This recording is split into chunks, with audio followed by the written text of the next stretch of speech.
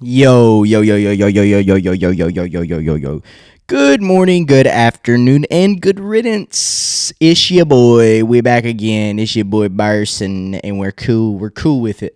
Okay, today we got a very fucking interesting episode, and I really just want to jump right into it because this could potentially be a very long episode, but I'm gonna try to not make it a very long episode. Okay, just to get into it. So I'm very very interested in sexual dynamics. Like men and women, how they get along, and like what's going on with them, how the fuck they work, right? Because I've been in the dating scene, for a while, and I'm not currently active right now, which makes me feel like that I can talk about this a bit more and be a bit more comfortable by talking about this because I'm not as active. So, you know, a long time ago, I got back whenever I was about 16 or something. I'm 25 right now. I just turned 25.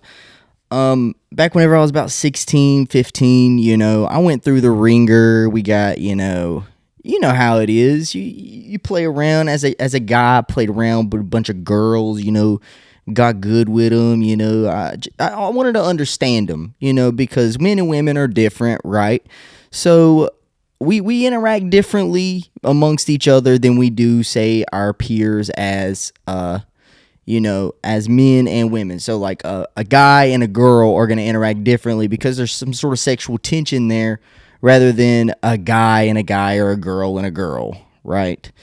And so I've had good times and I've had bad times. And whenever I had bad times, I was thinking like, what could I have done differently and how could I have went about this a bit differently in order to avoid those bad times, right? And there's some positives and negatives. You get good relationships, you find good people, you find great people, and you also find bad relationships and you have bad people. And I look at those as learning experiences.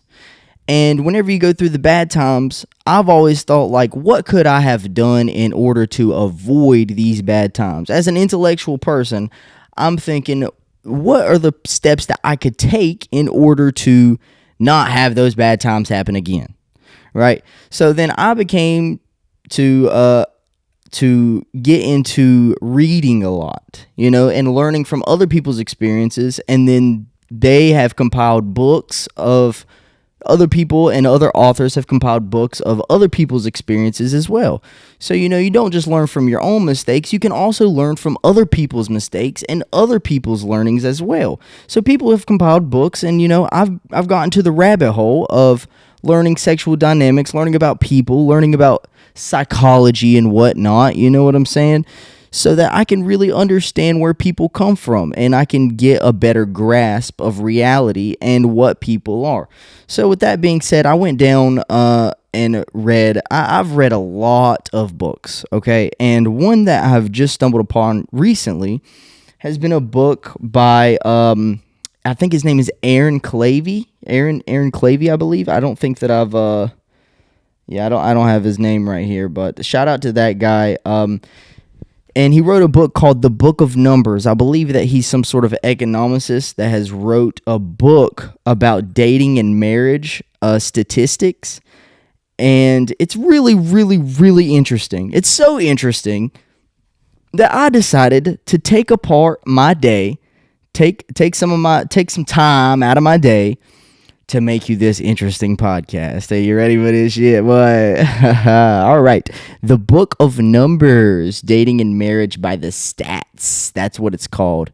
This is, whenever it comes to statistics and whenever it comes to numbers, there a lot of it's generalized. You get small groups. Stats are a bit difficult to process because people are difficult. There's a bunch of moving parts whenever you're talking about people, and whenever you're having a conversation about something, you want to generalize things because you're having a conversation. You can't have the conversation. There's individuality, of course, to everything. And whenever I'm talking about stats, you should take it with a grain of salt. Whenever anybody's talking about stats, you should take it with a grain of salt because stats are a little weird, right? But there's those numbers for a fucking reason. Why would there be those numbers if it doesn't make a point about something? You know, there's got to be some sort of true aspect to it, right? And whenever I'm breaking this down, I'm probably going to get some slack from a bunch of people. But that's okay. That's all right. It comes with the job. I decided to take this job on, and I know that I'm going to get some slack either fucking way. All right? So whenever I'm saying this, don't hate the player, hate the game, right? All right, let's just go ahead and get the fuck right into it because I know that this could be a very fucking long episode, and I don't want it to be a very long episode like I stated before. All right, we're going to get into it. The first section we got here is dating marketplace statistics, straight off the bat. All right, we're going to get into rejection rates and selectivity. On Tinder, listen to this. Women swipe right about 4.5% of the time on average, whereas men swipe right about 46% of the time. Does that tell you anything, right? On dating apps, 80% of women are competing for the top 10 to 20% of men. That's pretty wild. That means that the top 10 to 20% of men is attracting the 80% of the women. Okay, and then in a 2017 OkCupid study, women rated 80% of the men as below average in attractiveness. 80%. That's almost 100. That's 20% away from 100. That is fucking insane. When the bottom 50% of income or physical appearance report near zero matches on dating apps.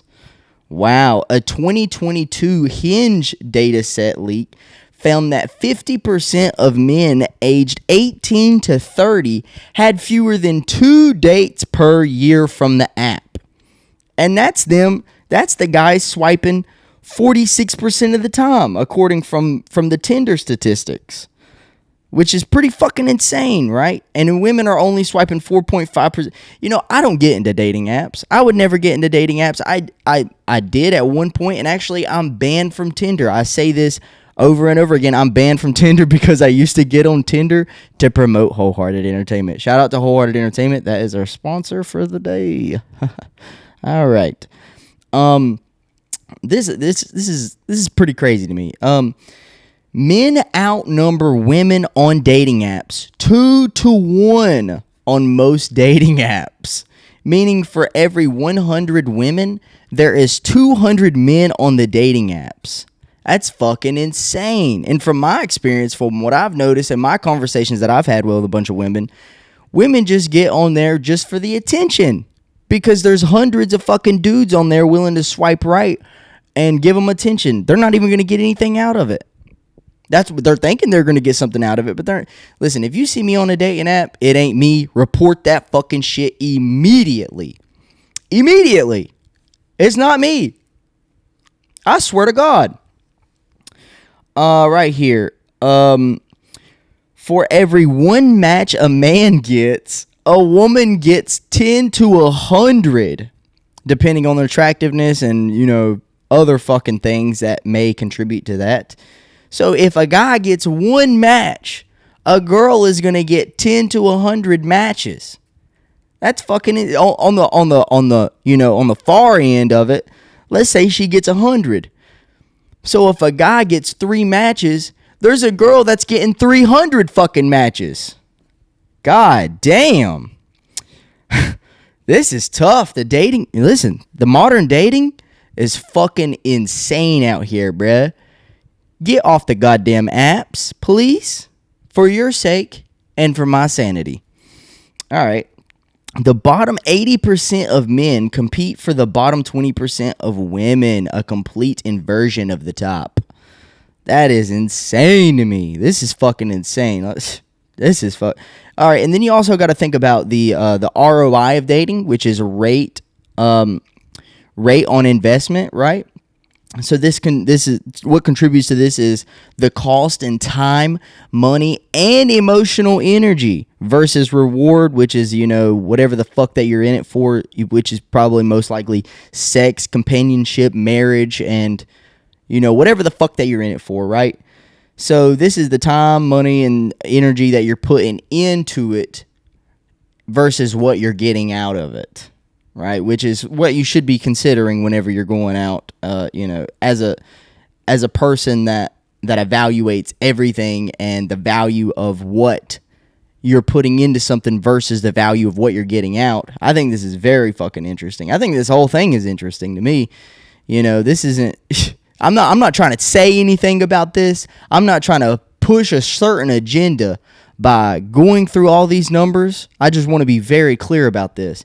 I just find it very fucking interesting, and it reflects on what it's like in the modern world to date and to try to find a partner that is worth a fuck, right? And I'm sure that the majority of you out there are doing the same thing, but you're probably not going about it in a smart way, according to these fucking statistics here. All right, so we got the average cost per date. This is interesting. The estimated average cost per date in the U.S. varies from it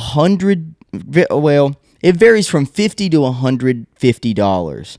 And it's going to be a lot more if you're more in metro areas, such as, for me, it would be Charlotte. We're in North Carolina, so you're talking about Charlotte, you're talking about Raleigh or Winston and these other various city-like places. You're going to be looking at a lot more fucking money. So $50 to $150. And I can attest from personal experience, this is about right. This is about right, because you got to take into consideration, the money how much it costs, you're talking about gas, you're talking about the maintenance on your vehicle to go around the shit. Maybe if you don't even have a ride, maybe you shouldn't even be dating if you don't even got a goddamn ride. Anyways, talking about the money spent in general, right? If a man goes on 2 dates a month for 1 year, he may spend around $2,400 plus per year. $2,400 plus per year, often with no long-term result. Sheesh. So that's like me going down the road and throwing out $2,400, just throwing it the fuck out of the window, and then maybe getting a date with a girl that may turn into something long term, right? With a very, very low rate of that, all right? And then you got the time invested, of course. You got hours of texting, calling on the phone. You got to make sure that the person is not a fucking psychopath before you go out on a date with them. You got to plan this shit. As a dude, most of the time you got to plan fucking everything. It's expected, right? You got to think about grooming. You got to go get that goddamn haircut. Not only do you got to get the haircut, you got to take a shower. You need to be taking showers anyways. You better be having good hygiene either fucking way. But most of the time, whenever you're going out on a date, usually people are going to present the best versions of themselves to the other person. You're selling yourself. If you're going on a date, most of the time you're selling yourself to the other person. And then you're also taking into consideration the other person and what they're like and how you vibe with them and whatnot.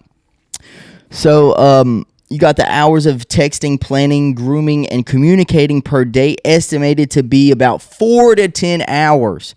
You got to get ready for the date. You got to call and you got to text and all that bullshit. That's emotional energy, right? And that's time. That's valuable time. Time is more valuable than anything, right? Because you're going to fucking die. So that's what gives it value, bro. Over the course of a year, a man could spend 200 to 300 hours dating casually. That's more than a part-time job, dog. Bruh. 200 to 300 hours? What could you be doing within those 200, 300 hours? You could be making yourself better. All right? And we'll get to that. And that's on the dating part. Let's get down to the marriage statistics. This is going to be fun. This is going to be a good one. The divorce rates. Let's get the divorce rates. The divorce rates in the U.S. is 45 to 50%, which dropped. Okay, I don't think that I added this in here, but the divorce rate has dropped. It was like 60% a few years ago. Whenever I looked, I remember checking it out like a couple years ago, and it was about 60%, but it has dropped actually because the marriage rate has dropped.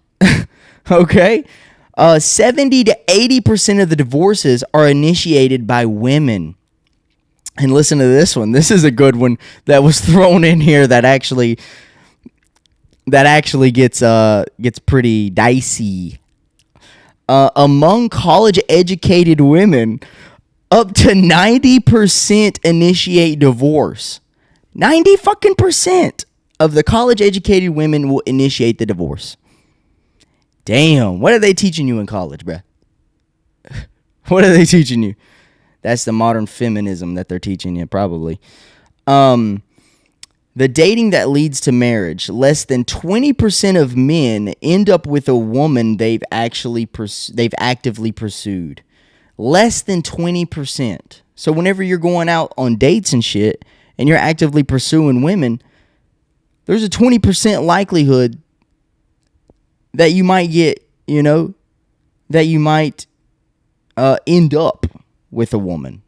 Just end up. That's not marriage, right? Less than 10% of initial romantic interests lead to long-term relationships, and a smaller fraction of those lead to a marriage. So if you're pursuing women, 20%, there's a 20% likelihood that you might get to date them, right? And then a 10% of those romantic interests end up in a long-term relationship. And within those long-term relationships, you get a smaller drop-off. Well, technically bigger drop-off, right? Which is fucking insane. Clarey estimates that for the average man, the chances of a random dating effort eventually leading to a marriage is around 5 to 10%. Wow. Wow. So it looks like this investment is not panning out for most of y'all, right? The marriage rates have declined. It states in the book that it has declined over 50% in the U.S. since the 1970s.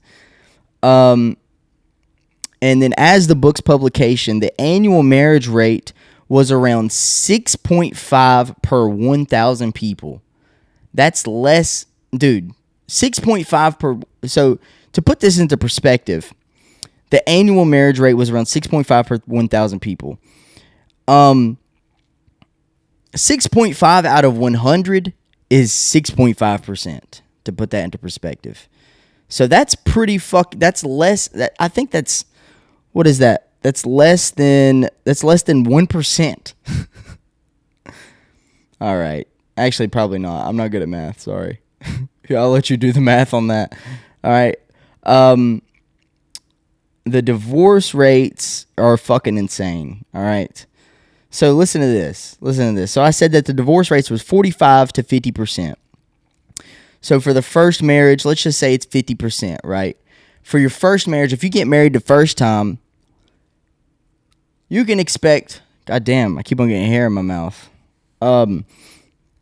If you're getting married, you can automatically, right off rip, expect to get a divorce 50% of the time whenever you get married for the first time. If you got married once and then you got a divorce and then you got married again, the second way around, you're looking at about 60%. 60% of marriages that happen after they was previously divorced once are going to get divorced again. So if you got married and you got divorced and then you got married again, there's a 60% likelihood that you're going to get another divorce on top of the 50% likelihood that you're getting a divorce the first time. And check this out. So you got married once, and then you got a divorce, and then you got married again to another person, and then you got a divorce from that person, and then you get married again for the third fucking time. You're looking at about 70 to 73% that you're going to get another goddamn divorce. It's not you, it's me, honey. Baby, it's not you, it's me. That's insane. 70 to 73% of a chance that you're going to get goddamn divorced after your third time of marriage. Maybe you just need to stop getting married, bruh. But hey, there's a 30% likelihood that it could work out. Right? I guess you're shooting for that 30%. The financial impact of a divorce. This one's crucial. This is why you need to vet the person before you get fucking married. All right. Men lose an average of half of the marital assets. Home ownership as well. This is majority of the time, which can be over 50%. Right? That's majority. Majority. It says majority. I didn't get the number for that. Ongoing, of course, you're going to get ongoing alimony and child support payments, right? The average child support payment is $430 a month and can be significantly higher, right? Okay. Married, this is the married men's net worth. Men who stayed married tend to have a higher net worth, but this is conditional to not getting a divorce. So if you're married, you have a higher likelihood of having a higher net worth than if you're not married. I mean, look at most of the billionaires out there. Most billionaires out there are married, right? And most millionaires and billionaires were married upon they were married and then they made a fuck ton of money, right? If divorced, the average man wealth drops by 77% within 4 years. Ain't that fucking something? Within 4 years, you can lose 77% of your net worth. Yikes. Women's post-divorce income drops too, but they often retain child support, alimony, and assets from the divorce. Just ask Jeff Bezos' first wife. Or whatever fucking wife he's on. I don't know what number he's on, but his last wife, they got married. They got married, made billions of dollars and whatnot, got a divorce, and she was the richest woman alive. Just strictly by net worth because she was able to divorce the richest man alive. Ain't that fucking insane? And then he dropped on the charts from the richest man alive. He went way down on the charts because he got that divorce. Ain't that fucking insane? Sheesh. All right. Here we go. This is some long-term divorce effects. Men are 3.5 times more likely to commit suicide after divorce. 3.5%, 3.5, not percent, 3.5 times more likely than a woman to commit suicide after the divorce. I don't think that's than a woman. That's 3.5 times more likely than if they didn't get the fucking divorce, which is fucking insane to me. Divorced men also are 2 times more likely to experience depression, 1.5 times more likely to have substance abuse issues. Lay off those drugs, bruh. Better yourself, man. It happened. Go through it. Get through it, man. Many believe that living together, this is some cohabitation and equals safety. Some people think that and shit, but that's not the fucking case. Some people think that whenever you get together in a relationship and you move in with each other before you get married, a lot of people think that it reduces the divorce risk, but that's actually not fucking true. right? That's why they say you should get married before you move in with each other. So, according to studies, cohabitating before marriage increases divorce risk by 15 to 25%. God dang. And that's probably on top of the 50% of divorce rates. That contributes. Let's talk about custody too. You know, whenever you're in a marriage or whenever you are together, right?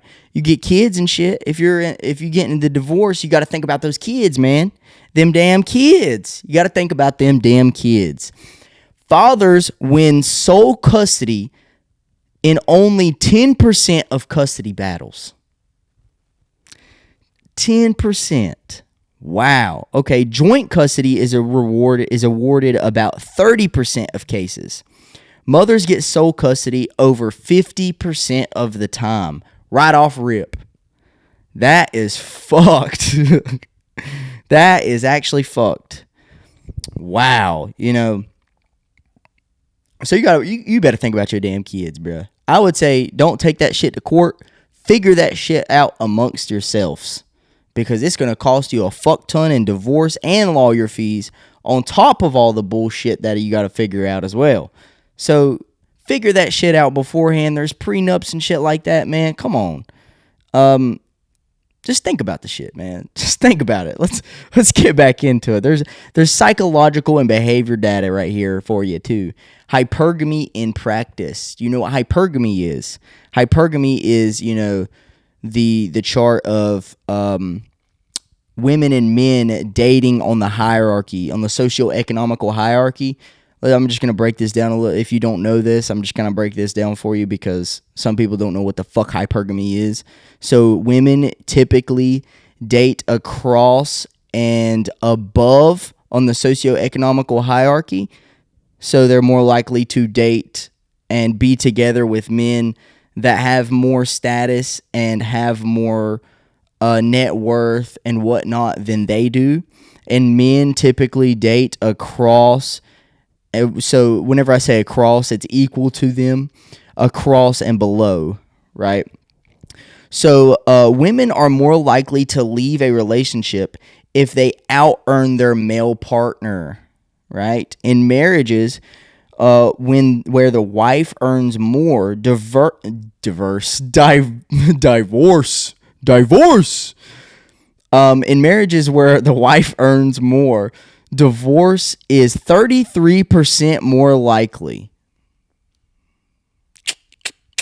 75% of women still prefer men who make more money. This is very fucking true. 75% of women. And, you know, it's actually probably more than that, just strictly based off of the previous statistics that I broke down for you on the dating apps, which I think that all the dating apps is bullshit and a scam to begin with, let alone marriage. I think it's sometimes a scam. Sometimes it can be good. It can be beneficial. Like we talked about the net worth. You know, you can increase your net worth. So check this out. We got the sexual marketplace value, you know, how men and women evaluate each other. So men look at women and they value them a bit differently than how women value men. So they take this into consideration more and more. And this is just, you know, this is based on how people view each other. And I know this one gets dicey whenever you bring this one up. People usually get pissed the fuck off. And I hate that people get pissed off at these statistics because they're here for a fucking reason. You know, this represents people and how the fuck people go about doing shit. Like I said, you can take it with a grain of salt and whatnot. But from experience, a lot of this, from my personal experience, a lot of this shit is true. Actually, most of this shit is true. All of this shit seems to be pretty true to me based off of experience and from other people's lives that I've viewed and other books that I've read and my own personal life. Right? So women's sexual marketplace value peaks around 18 to 20 based on fertility, youth, and beauty. So men are usually looking at a girl that is healthy, young, and beautiful. That's usually what they're looking for. They're looking for, is she pretty? You know, whenever whenever you're getting into a relationship, whenever you're getting with a girl, most of the time guys are gonna be like, and you know what pisses me off is that whenever you're talking about shit like this that is actually fucking true, this shit is true as fuck. And whenever you talk about this shit, you get fucking flamed, especially by girls and cucks, dudes that are cucks. They're usually like, oh, dude, you're such a fucking misogynist, bro. You fucking hate women. You're only looking at women for beauty and shit. And, you know, this isn't, I'm not speaking personally here. This is, well, you know, kind of I am. You know what I'm saying? I like pretty girls. I like beautiful women. And I personally think that a girl that is a 5, that has a good personality and is easygoing and easy to get along with, that's a 10 in my eyes. If she's a 5, but she's fit and she takes care of herself and, you know, she focuses on what's important and she has a good attitude about life and about people and is very nice, I look at a 5 as a fucking 10. But if she's a 10, if she looks hot as fuck, but she's a cunt, that bitch is a fucking 3 to me. If she's not easy to get along with and she's shitty attitude, that's a goddamn 3. If not a 2 or a 1. You only get the 2 and the 1 and the 3 status just because you look good. All the other factors are also taken into consideration. Right. All right. So the women's SMV usually peaks between 18 and 24 years of age. Men's. So whenever you're talking with guys, so say that you're in a guy group, you're a guy and you're thinking about getting with a girl and you're talking about it amongst your guy friends. What's the first thing that they ask? What's she look like? So if you and then girls, if the girl is talking about a guy amongst her girlfriends, most of the time it's, what does he do? Right? Men's SMV peaks between 35 years of age and 45 years of age based on income, status, and maturity. So it's measured differently. Guys look at girls most of the time as a beauty object, and girls look at guys as a success object. If I could speak. And that's pretty I hate it whenever people always make the argument of objectifying women, but women objectify men just as much as guys. And they don't talk about that though. They don't talk about that. They just look at whenever a guys objectify women, that's misogyny, bruh. I can assure you whenever I'm breaking this down, I am not misogynistic. I love women. But I also date smart. Because I'm a smart person. So I'm going to be smart about the things that I do. Especially inviting somebody else into my life. All right? Many women after 30 face a declining number of visible suitors, while men tend to become more desirable as they age and earn more. You can definitely see this. This is true as fuck. This is definitely true as fuck. This is women's expectation versus reality. According to dating apps, women desire men who are 6 foot tall, make 6 figures, and are in the top 10% look-wise. This isn't just dating apps. It says according to dating apps because I'm pretty sure they get the statistics from this.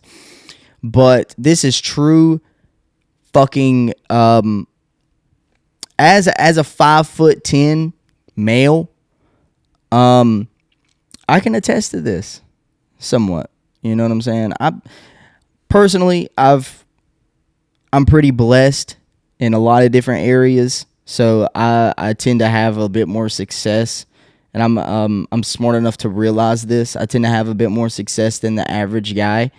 I look at myself as average for the most part, kinda, but within the things that I do and you know how social I am, I look at this as true. This is fucking true. And looking at it as of other people, I know a bunch of different people, and I know where they come from and how their dating experience is, because I ask a lot of questions with people. This is fucking true. Only 1.4% of American men are over 6 foot tall and make over $100K. Only 1.4%. So this means that most women are being delusional about what the fuck they want. And then usually it says many women after 30 face a declining number in viable suitors, while men tend to become more desirable as they age. So like whenever men are usually, or boys are usually in their teen years and they're looking for some girl that is, or maybe in their 20s like I am, most of the time these girls our age are looking for older guys. And there's a big difference here, and a lot of women become delusional with what they can achieve, and many guys usually become delusional in what, you know. It says it right here. It says many women overestimate their SMV, while many men underestimate their value later in life. This is pretty good. This is some pretty good shit. Take this as you please. Here's some miscellaneous stats for you, and then we might can wrap this shit the fuck up. There's men opting out of this. 1 in 3 men aged 18 to 30 report having no sex at all in the past year, as a 2021 study. Marriage rates are at a record low. Just 6.5 marriages per 1,000 people in the U.S. We already talked about that. 6.5 marriages amongst 1,000 people. We didn't get what the number was. We didn't get what the percent was because I'm not good at math and I don't have a calculator on hand. Maybe we can ask Siri. Hey Siri. Hey Siri. What is the percent of 6.5 in 1,000? 6.5 plus 1,000 is 1,006.5. Okay, that's not fucking right. Hey Siri. What is 6.5 divided by 1,000? 5 divided by 1,000 is 0.005. Sheesh. I don't even know if I did that right. I'm not good at fucking math, okay? I'm the dating guy. I'm the art guy. I do art. I'm not a math guy. Oh, no, it's supposed to be multiplication. It's supposed to be times. Hey, Siri. What is 6.5 times 1,000? 5 times 1,000 is 5,000. God damn, man. I'm fucking stupid, okay? Hold on. Let me do this right. I want to do this right. I really want to do this right. I'm so fucking sorry. 6.5 out of 1,000 people. So 6.5 out of 1,000 people. Or is it 1,000? Am I really that fucking stupid, bruh? So it's less than 1%. Right? 1,000. Yeah. It's less than 1%. Way less than 1%. I got that right. I think I got that right. I'm sorry. I haven't been in school in a long time, and I'm just stupid, okay? All right? Even though I said I was smart in this, I'm stupid whenever it comes to shit like that, okay? Millennial and Gen Z men are increasingly opting out of marriage entirely due to cost, risk, and lack of perceived benefit, according to these statistics. That's fucking true. And you know what? I would consider opting out of it too. The remarriage risks is fucking insane. You know, if you're getting married and you divorce, we already talked about that, 60, then 70. Like, come on. It sounds like that the number goes up 10% every fucking time that you get married. So every time that you get married again, a different time, there's a 10% more likelihood of you getting another divorce. So maybe the problem isn't the marriage and the other person. Maybe it's you. And according to this, it's the women. Just strictly based off of numbers. because they initiate it 70% of the time, and then it said college educated is 90% of the time. God damn, man. So it's a gamble, man. It's a gamble. You're gambling here. You might as well just bet on the fucking stakes, bruh. You might as well just bet on... You might as well just take your shit to the goddamn casino, bruh. My best advice for everybody, for men and women, just better yourself.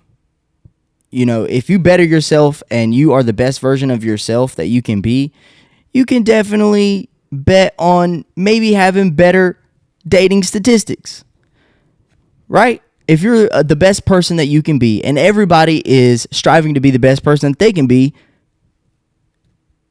then you can bet your ass that you have a better chance at having a better relationship. That goes for men and women, right? And let's not be so delusional. Let's actually take shit back to reality and start to understand what a good person is, and actually understand other people for your relationship's sakes and for your own sake. I think we're going to wrap this the fuck up. I think this concludes it. There's a bunch of numbers. I tried to do math in this episode. I don't think that it worked out too well. But somebody else already did a bunch of the other fucking math for me, so I ain't got to really worry about all that bullshit. That's the thumbnail, by the way. So yeah, take these numbers as you please. This is just me reciting the information. Don't come at me about this bullshit. I'm just telling you what I learned. And you learned a bunch of stuff in this as well. I hope that you did. And I hope that you enjoyed. I love you so much. Goodbye.